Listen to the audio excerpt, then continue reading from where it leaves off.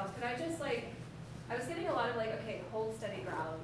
It's just like, we gotta stay rooted and grounded in this moment that we're stepping into. And I'm just wondering, like, what energy are you feeling? It might be very different from what I'm feeling. Would you mind just like reflecting on it for a moment before we even get too deep? Purpose. Purpose. I've never felt more purposeful in this lifetime at all than I do now. Let's take clarity. Does this sound? Okay. Yeah, I would say clarity and just keeping what's alive and feels true in me, like a clear way to kind of move through whatever energy or whatever's around, just staying clear, staying connected to myself. And would you both just take a moment to like introduce yourselves? So like, Dori, I mean, just a quick, just who you are in the world. I love cats. Cat That's who I am in the world. I love cats. And I practice as a psychotherapist, and I support other therapists who are interested in getting into this work through supervision and consultation and trainings. I teach some therapists about sacred, holding space, set and setting, and not being mindful of cultural appropriation in creating ritual and ceremony. And I also educate on ethics, and I love cats. That's it. My name is Travis Tyler Fluck, and the easiest way to describe me and what I do is I'm a self-titled autognostic mycologist. Right? Autognosis, big word. And it essentially means that I utilize my relationship with the mushroom to explore the mystery of self. The little s self, the Travis that I am, and the big S self, the I that we all are. And there are several different areas that I operate under that umbrella. First and foremost, I work with the mushroom, or I should say the mushroom works with me. And I've been working with the mushroom for 27 years now. A quick poll. I'm going to ask the question if you feel that the mushroom is a drug or a spirit, and I would like people to raise their hands. If you think the mushroom is a drug, raise your hand. You can vote twice, I'm sure. So who thinks the mushroom is a spirit? Okay, I am convinced at this point in my life that the mushroom is a spirit. It is a sentience. It is a intelligence of the magnitude that the human intellect can only begin to grasp in bite-sized pieces. The next thing is I educate. So I've been cultivating for 20 years, so I teach cultivation, and to the extent that I facilitate, or what I call empathetic witness, I teach that as well. I'm an activist. I was leadership on the Denver Psilocybin Initiative, and lately I was opposing Measure 122 because I didn't think that it was good enough considering we were the kids that started the party. I am a community organizer. I co-founded the Denver Mushroom Cooperative. I make art with the mushroom. I cast them into bronze. I am a death doula, and I co-founded a religion. So that's a little bit about me. I didn't know that. That's really good. Dori's like, I love cats. I don't know.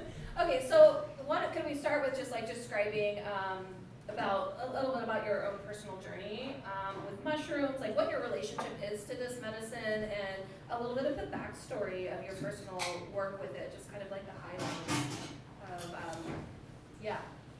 I mean.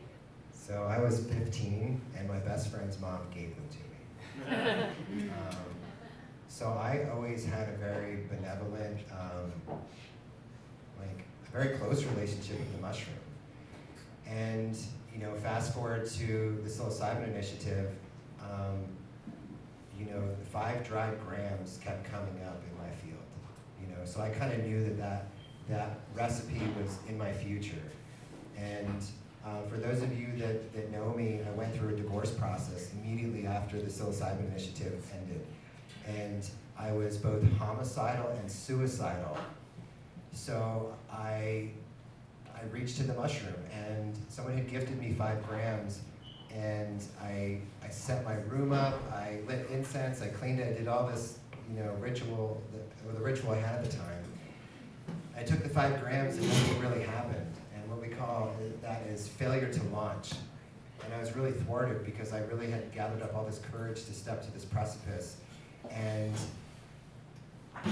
so I grow a strain of mushrooms called penis envy, and for anybody that knows, they're about twice as strong as every other mushroom out there. And I decided the following week that I was going to take my own mushrooms with the intention to break through, which is a term they generally use in the DMT space, meaning that you go into full ego death, like you forget you have a body. And that's what I really wanted. And I was nervous, and a friend said to me, "Why are you nervous?" And I said, "Well, I want to make sure that I break through." And she said, "Well, why don't you just take more?" So that day I wound up taking 7.6 grams. And sure as shit, I broke through.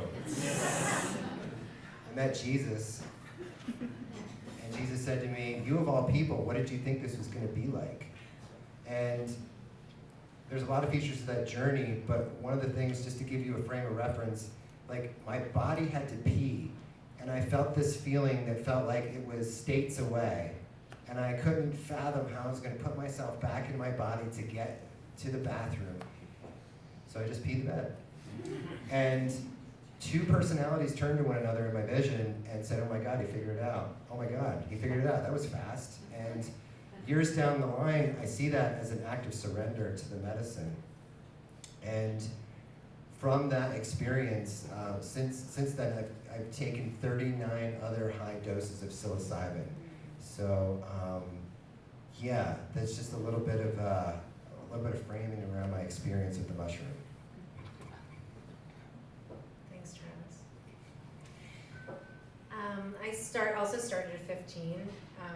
I was with some friends, and it was a very cold night in New York, and I took like an 8th and had the most horrific night of my life. Just demons in trees and hands reaching out to me and trying to choke me, and I ended up calling my dad and being like, my dad's he did a lot of psychedelics in his time, so I called him and I was like, "Dad, I'm freaking out." He came and he got me, and I was like, there's eyeballs in my eyeballs, and really just got really scared. But I didn't stop. I kind of knew that there was something I was seeking. I was looking for what religion and philosophy on a mental, cognitive level weren't able to meet for me, that there was some yearning inside to really experience the expansiveness of life that matched my inner world. So I kept seeking, and I did mushrooms kind of more, and also had another blackout, like a psychotic break in college with them, and was like, okay, I gotta back off. I just, instead I just took a lot of LSD, and then I came to having a relationship with ayahuasca. And with that relationship with ayahuasca, I got a very strong message that was, you can come back to the mushrooms now, because you know now about ritual and ceremony. You need that to hold, because what happened was I was doing it in these recreational spaces, and I was scared. And my soul didn't feel held in the spaces that I was in. So I returned to the mushrooms and started using ritual and ceremony to help hold my spirit while I was in those deep states. And it was through 5 years of hundreds of ceremonies where I started to peel back the layers from ancestral trauma. I peeled back the layers from past life traumas. I started to just really, and it was in a very loving, very caring inner space that I was able to do that work that wasn't as chaotic and scary as I think what those things that were coming up in those other spaces, was that the healing wanted to come through, but the container wasn't safe and it wasn't holding me in the way that I needed to be held to do the work. And so I started to work with them in that way, and then I would work with ayahuasca on a yearly basis during that time. And that was really when my relationship with the mushroom started to form more of an intimate connection and a relationship where I could have dialogue and conversations. and really hear what the Spirit was trying to communicate to me. And so I was doing that for a few years, and then recently, and I guess after like 6 years of that, I had a journey about a year ago, and the medicine said, okay, it's time to take a break and work with the earth. Gaia wants you. So I've been doing Temescal, I've been doing sweat lodges, and doing earth ritual without medicine, and I've been able to have really beautiful psychedelic experiences with the spirit of the mushroom still with me and still working with me without needing to take the medicine in the same way. And it's been just a transformative relationship that just keeps growing and expanding for me, and I'm learning just so much about that spirit that, Travis, I think, shared a little bit about, and I'm still learning from her, and still just a student. Thank you. So I really appreciate that personal relationship piece, because I feel like as we go forward, it's going to be complicated. This is complicated because what we're doing is we're taking this medicine, this drug, this substance, this spirit. We don't know what the fuck we're taking. I have an analogy. Yeah. So there's a poem about 6 blind men that go visit an elephant. Has anybody heard of this? So these 6 blind men go visit an elephant, and they're all positioned at different parts of the elephant, and one reaches out and says, oh, this is a long handle and a brush, this must be a paintbrush. And one reaches around what he thinks is a tree trunk and goes all the way to the ground, and he said, oh, this must be a tree. So what I see in this space is that a lot of times people will kind of arrive at their first conclusion, and that's what it is. And I think that is the complexity that we're touching on, is our personal horizons. And there's actually a bird's eye view that if we all share our reductive first encounters, or what we think it is, we will get a much more dynamic picture.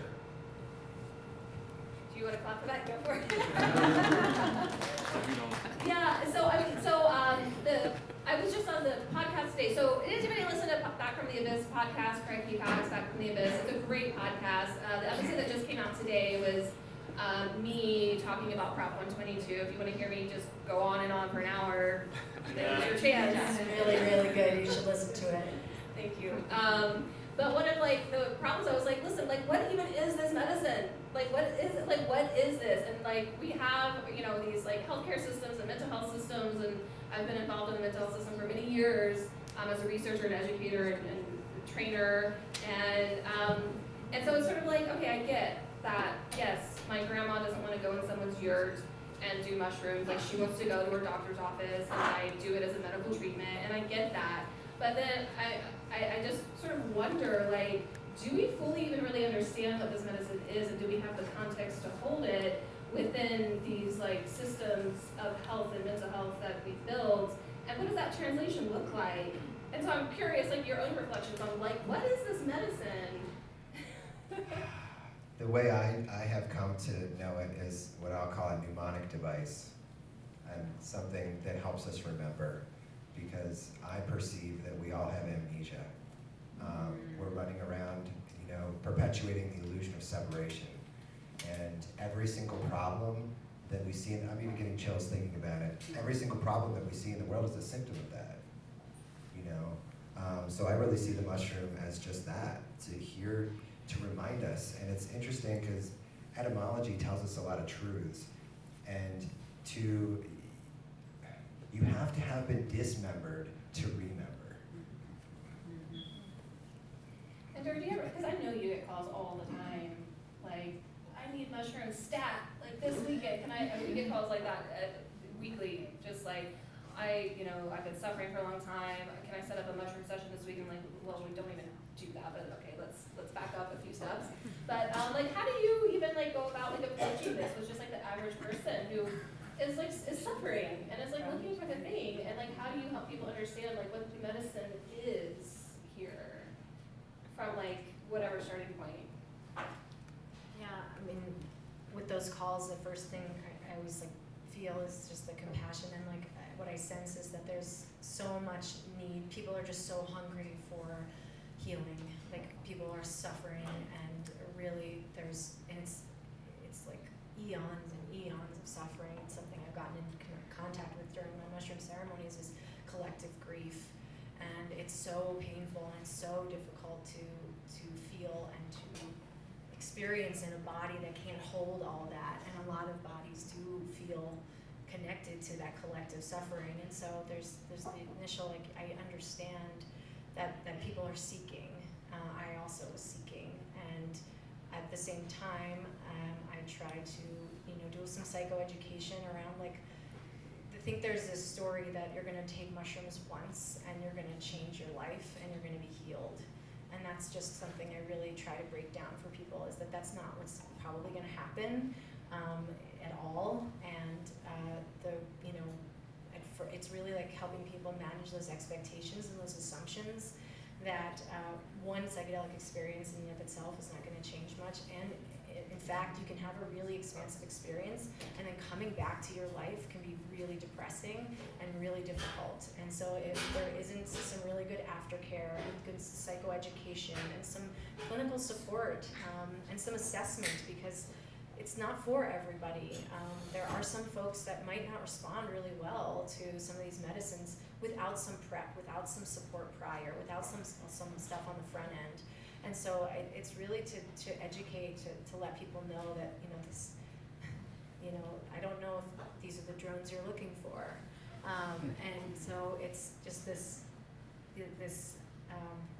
attempt to have compassion and also to kind of slow people's roll a little bit and let people know that, How to Change Your Mind on Netflix is not how it's always going to look for everybody, and it's not a guarantee that it's going to make things better.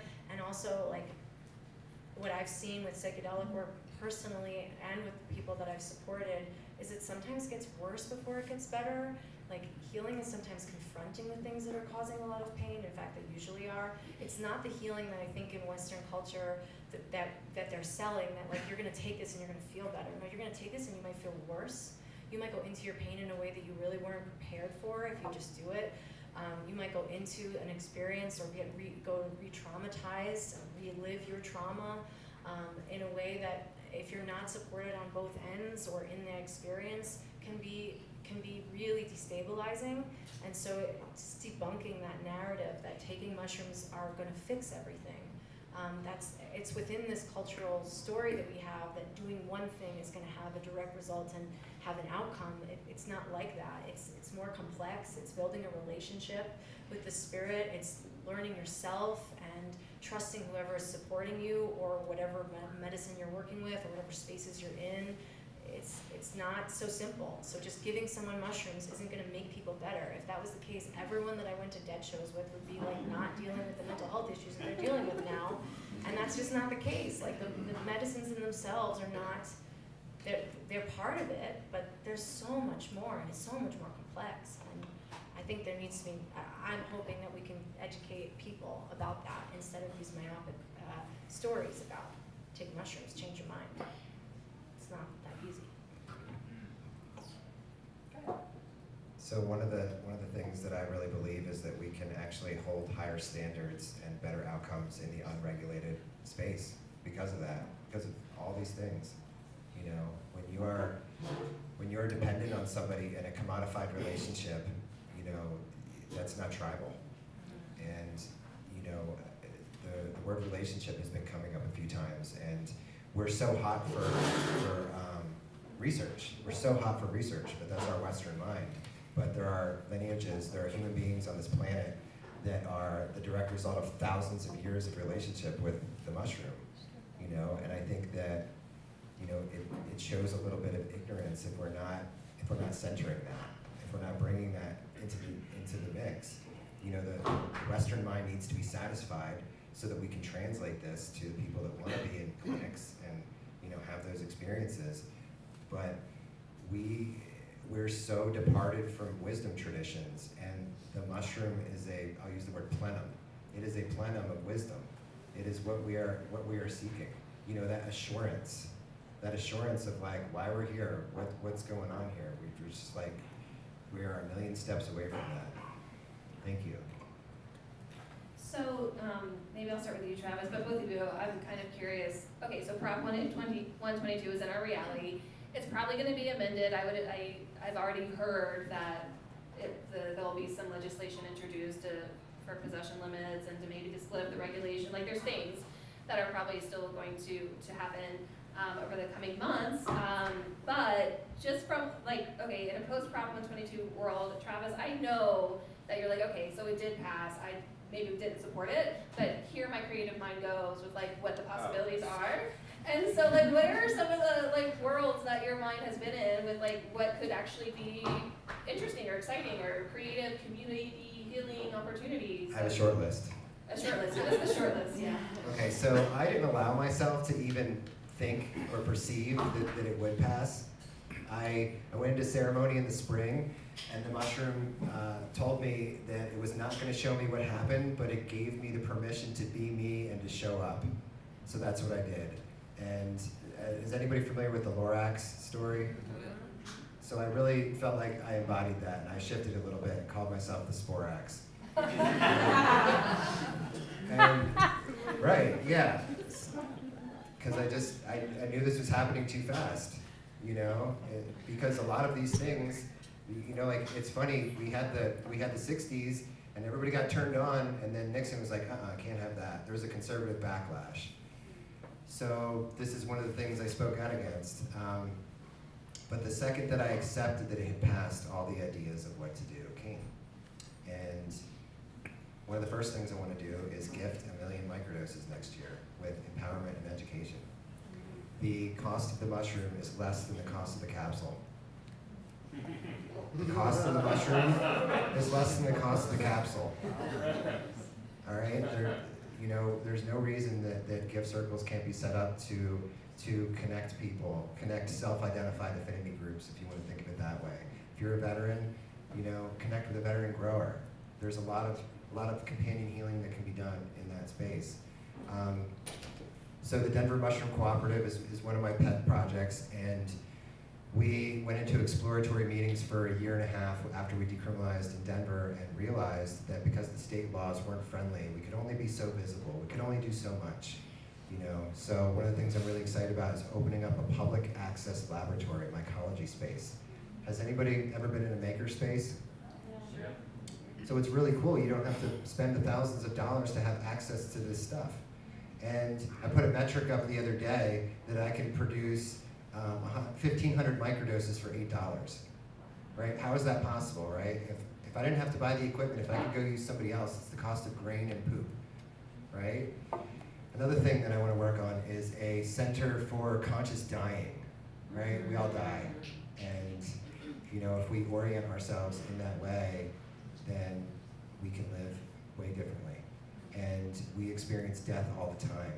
I mentioned earlier I went through a divorce. That was a death. That was a death of identity. So it would have been really wonderful to have a space where I could have gone to engage that transition. And I forget what the last thing on my short list was. He was hanging. Dori, what's exciting to you? While Travis thinks. What's exciting? What's exciting? Like, do you see anything as far as community healing opportunities, or just in your own clinical thinking forward to a regulated access model? I know there's lots of problems, but I just want to do you think there's anything that's kind of exciting? Oh wow, we could actually use this in our therapy practice now, or we could use it in these different settings. And is there anything, putting all the other things aside, that you're no, this could actually be a really useful tool or really cool for this purpose? Yeah, I think if we can find out how insurance or some other third-party payer can pay therapists to sit for 6 hours, it would be amazing that we could have people to have access to this in a way that if for people who maybe are working on bigger things or traumas, and they want support and they're opting for that, and it's affordable and it's accessible.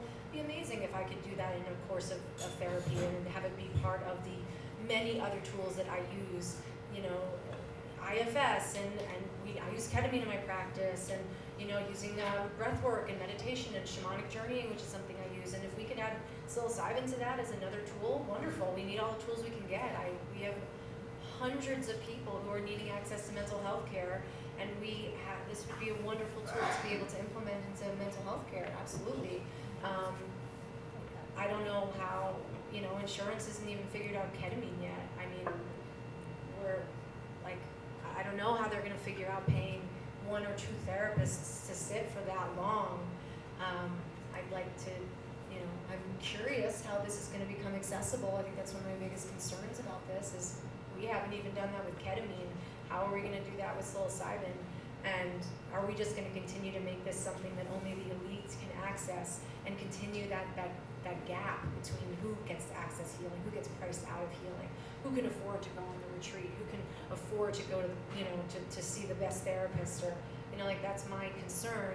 I think this idea of being able to share it in spaces is beneficial, but what about people who really want someone to sit with them, who really want guidance? I believe that ultimately we want to empower people to be able to do this on their own, but I know from personal experience, there have been times I needed someone to sit with me.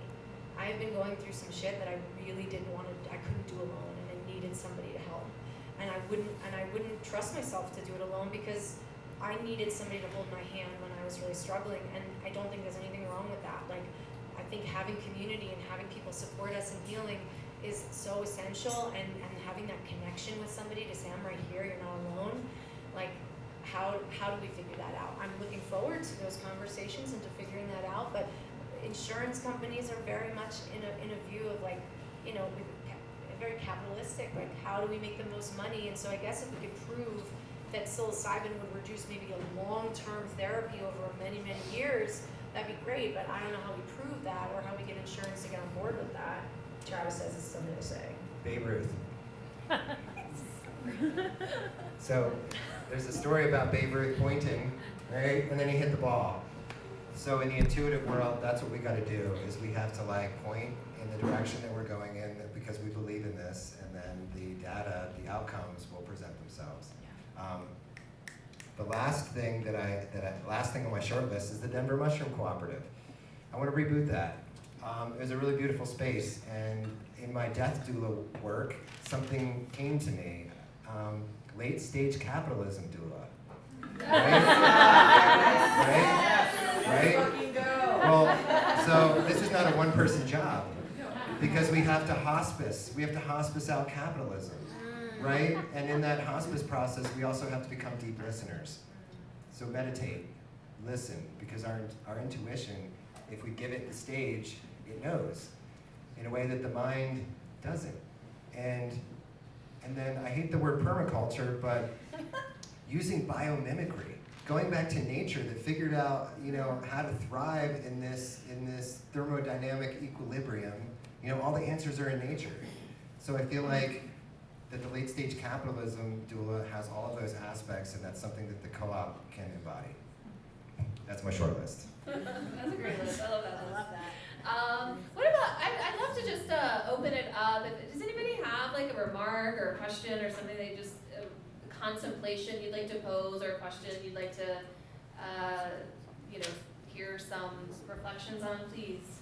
Just immediately after your comment on insurance, one thing that's totally legal in America is to create insurance cooperatives. Yes. Insurance cooperative. Yeah, Yes. I'm sure you're aware of that. I'm Right? a DAO. Thank you. And so it is, and pooling income, and Yeah. the answers are kind of just sitting there in front of us, and people participation. So the participation factor is I just want to highlight. Thank you. Not so much a question. Yeah, and I have a health share that I really Yeah, like. sure. Yeah, and so as I was saying that, I also want to add that I don't think insurance is the answer. I think shifting away from that model is the answer, and I love the health share model. We could call it assurance instead of insurance. Assurance. That already exists. Nobody's Boo. got any Lucia. How do we protect the underground? Yeah. Integrity. Shit's gonna go down. Yeah.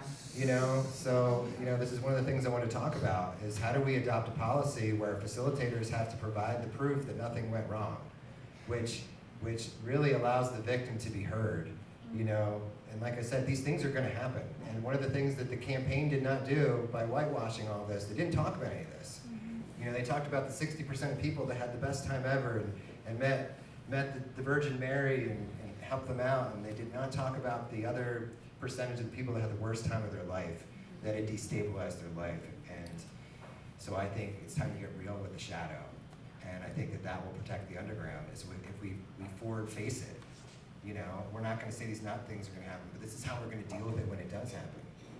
Yeah, how do we create those cultures of use around, like at the grassroots level and like communities of accountability at that level? So it's not like such a heavy-handed, top-down regulatory approach where everything is like standardized and micromanaged, because that's just gonna kill the spirit of all of this. But how do we, at a grassroots level, community level, yeah, create cultures of use and accountability so that abuses are, I mean, shit's already going down, y'all. I don't know if you've looked around. There's shit going down. It's not even signed into law yet, and it's like some worrisome stuff happening. Well, these medicines come in, and they do what they do. They're going to perturb this stuff. It's going to come to the surface, you know, and we'd be foolish not to anticipate that. You know, so one of the things that I'm really excited for is what I refer to as the dialectic interpretation. That communities or guilds kind of like have their own nucleus, their own ethics that they work within. You know, I think of like the United Nations, like we have little nations of like these spaces. So, you know, like I'll just use the veteran example again, like it would behoove veterans to have a space to work amongst each other because no one knows your story but someone like you know, and I present as a cis white male, and that's a very privileged position, and I am not the person to create ethics for the homeless black trans person. I'm not, you know, so just appreciating our blind spots and really allowing adjacent spaces to thrive. So, as far as like activism, you know, it's kind of evident that like this piece of like martyrdom of like, you know, get arrested for your cause was just co-opted by the system. They don't care about arresting people. So that's no longer really a form of resistance. Where do we go now as activists? Like, where do we take this? Where is our energy useful? You're the activist, Rob. Okay, so in wisdom traditions, they will tell you that you liberate yourself, and everything else will reflect that. So the charge is to do the inner work, to compost the programming, to be the most honest and true representation of source consciousness that we can be. And it's been explained to me by the mushroom that our presence is more potent medicine than our doingness, which is so antithetical to how we were brought up. You know, so just doing that inner work instead of being the martyr, you know, because I think that comes from Jesus ultimately, that we just like project ourselves in that way. And the earth is calling us back. And after I met the toad, this voice came into my field that I now recognize as the earth, and she said, "Stop trying to save me, I got this, save yourself." And I said, well, if I'm not here to save the world, who am I? And a day later, the same voice came back and said, "You're a deep listener." So my answer is be a deep listener. And also, like what you were sharing earlier, is like, can we take activism to develop these like safe spaces in communities where we have underground providers like developing community in that space. So activism can be used to work with the decrim as it is and see, okay, how do we protect underground providers and develop, you know, ethics around that and suggestions for safety and for the note taking, or, you know, developing that. And also there's still a lot to be active about. I mean, there's still gonna be a lot around access and around which communities this is gonna be in and which therapists are gonna get trained and how they're gonna have access to those trainings. I mean, there's still a lot of ways to be active in making this an equitable act. And so for folks, who in the room, like, are there a lot of folks in the room who are like hoping to get into this work either as a facilitator, a therapist, a guide, a grower? Like, I mean, I assume a lot of people are here because you're like interested and like moving into this work, or maybe you're already doing this work, or you're expanding your practice into this area. And so I guess from both of your perspectives, I'm curious, like, what advice to like really do this with integrity, to hold the spirit of it alive so it doesn't just get diluted and co-opted and like, you know, drained of its life force. Like, what do you think is really essential for folks stepping into this? Is like, okay, here's some like really important healing work, and I want to be able to do this with people. like what are like the keys? What's essential?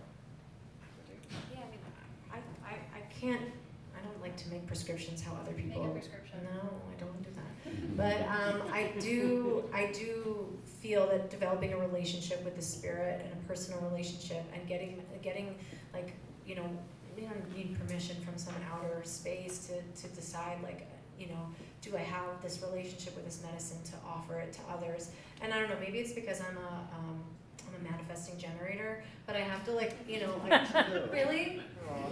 But I tend to respond to the needs of a community, or like when people come forth and are asking, and the universe is, or like the spirit of medicine is working through how the people in your community are kind of seeking you to hold space. Like, it's an invitation from your community to hold space. It's not, like I was taught that, like, you don't call yourself a shaman, your community calls you a shaman. So it's the same thing. It's like, is it really checking in? Is my desire to hold space coming from an inner calling, or is it coming from a desire to have,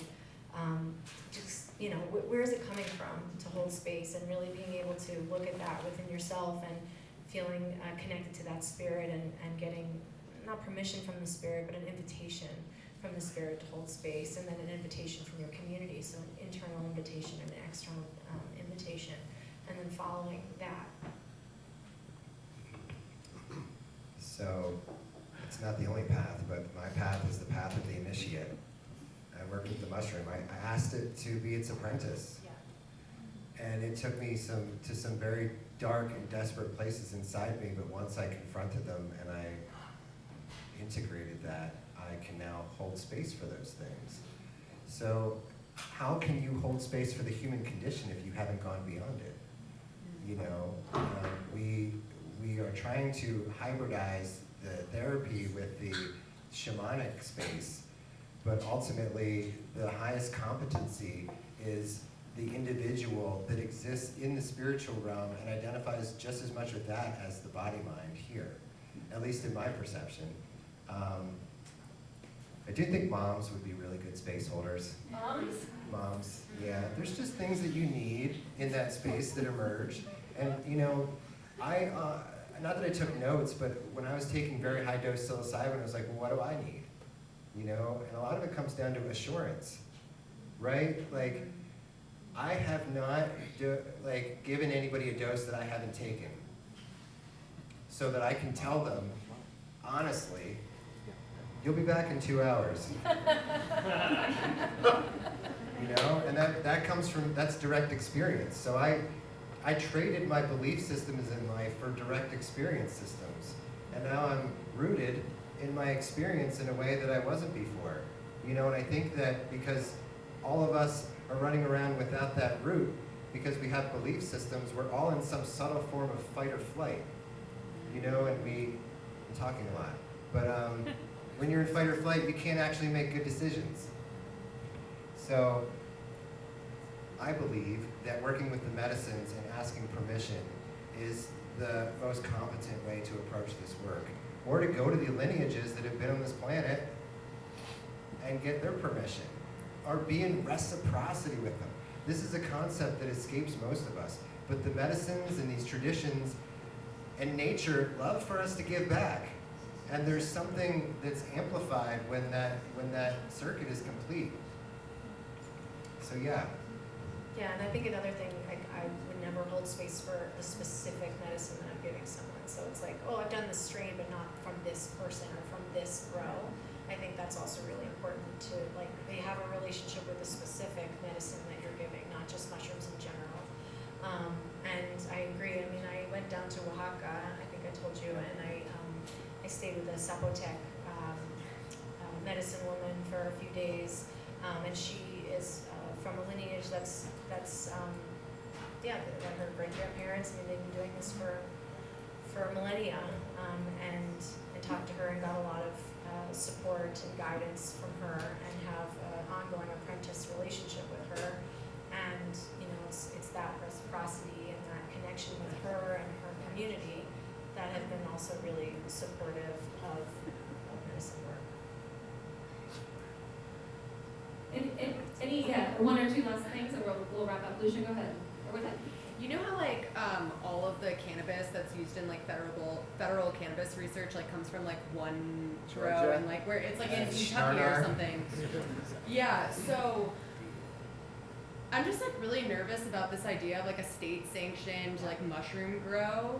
So I'm wondering if we can talk a little bit about like the dangers or the risks or the what will be missing. It like who's gonna run these grows, like where the healing centers, I don't know, it's like, it's written into 122, but we don't know what it's gonna look Well, like. I will say that we've been contacted, I'm sure other people in the room, maybe if you have a therapy practice, have been contacted by somebody, I don't even know who this person is, but just speaking to that, like, we've got all these investors lined up and we're gonna start a big mushroom grow in southern Colorado and we wanna provide all the licensed healing centers that, down the road, and I'm like, oh shit, okay, yeah, that's what's happening. You're gonna have to compete with my co-op. Exactly, that's, yeah, I ghosted them, I was like, I'm not buying, They're no, called the it's DEA. not. Just for the record, you're describing the DEA. Yeah. Just whoever like runs the DEA, they're like ramping up their mushroom growth right now. No. I think, In Canada, it's just like how are us underground people gonna survive after Yeah. it is legal? And it's just gonna be one facility. Yeah. It's only gonna take one facility to Provide the whole provide mushroom. this Where's whole the country. spirit? Right. and I think there's a Where's the concern, spirit? yeah, right, so I think there's a concern with also like separating the psilocybin, the active psychedelic aspect from the actual mushroom itself, and I think that is something that I've been concerned about, not concerned, but aware of, is that there will be something lost in kind of trying to get that, just the psychoactive, like they tried to do it with the ketamine, the Spravato, right, the S-ketamine, right? We're just gonna get the part that doesn't have a psychedelic effect. Well, then you're not getting the ketamine, and it's like, are we gonna separate, people are gonna try to separate the, the earth aspects of the medicine and just kind of extract the psychedelic. And I think that's gonna be really problematic, and I think a lot of the spirit will be disconnected. I think a lot of the earth elements will be disconnected. And so I agree, I think that is something, and hopefully the decrim, the hope is that this law that we have in Colorado creates a bubble over Colorado, and that we still have the decrim that protects the underground and protects the people who want to trade it, and that we can still have the Travises growing, and that maybe federally, I hope it doesn't happen, that the other parts of the country that don't have that law already in place in the state might not have that same protection and might not have access to locally grown true mushrooms. And even scarier could be the fact that if you're in a federal state that doesn't have that decrim aspect, and the only way to get it legally is to do it through these clinics, then the concern is there going to be a crackdown even harder on people that are trying to sell it, friend to friend, because they don't want to take profits away from the kind of big brother. I have so much to say about this. I published an essay a few weeks before the election that talked about tobacco. What does tobacco have to do with the NMHA? And in indigenous cultures, the tobacco plant is revered as a master plant, a plant that's here to help humanity evolve. And somehow, we got our hands on it through colonialism, and it's on track to kill 1 billion people by the end of the century. So what is that black box of colonialism? What is that gonna do to these medicines? Backyard gardening of tobacco is totally illegal in Virginia, Yeah, where all the tobacco comes from. Like Yeah. you can't garden tobacco; that's illegal as opium. yeah. So I perceive that a lot of the medicines that find their way into these big for-profit entities will not have the same spirit, the same oomph. I use an example in my own life. So I bought a freeze dryer recently, like a year ago, and I started consuming the freeze-dried mushroom, and it's a totally different thing than a dehydrated mushroom that I've been consuming for 25 years. I feel like I met the mushroom spirit for the first time in its entirety. And the dehydrated version was like, I got all the core elements, but all of its appendages, all of its fingers and toes were missing. And now all of a sudden in the freeze-dried presentation, which is pretty damn near close to the fresh, it's all there. So we talk a lot about the entourage effect in the Western way of looking at things, but we're so reductive in the way we look at symptoms and we separate things out from root causes. And if you look at traditional Chinese medicine, I'm going a lot of places here, it's holistic. They look at the root cause and that addresses the symptoms. So I believe that medicine grown with intention is always going to be way more of what we long for it to be. And the mushrooms told me that no one can grow your medicine but you. And the way that I interpreted that is that for every person that grows, the mushroom responds and produces a specific cocktail, which is very interesting because I think then it defies commodification. So one of the things I'm really excited about is to take people through modules of cultivating their own medicine. And it takes about 60 days to go from spore to mushroom, and that's a really good amount of time to prepare somebody for an experience. And growing the mushroom is healing. And it's abundant as fuck. You know, you can grow a quarter pound of mushrooms for like, if you outsource all your consumables for $30. You know, it's in the setup. The mushrooms are so abundant, you know? So like, it would behoove us to just create abundance models on top of abundance models to support that. I like it. But that stuff we're concerned about is gonna happen anyway. Because that's the trajectory that some people are on. That's just the way it is. But it is going to be amazing when we provide the alternate reality that gets real with this shit, and our outcomes and our retribalizing and all the wonderful things that the medicine affords us will happen at a very accelerated rate in a way that pay to play won't. And maybe folks that get introduced through the Healing Center model can then. I believe that's gonna happen. Find their way I out. believe that because a lot of people are gonna compare notes.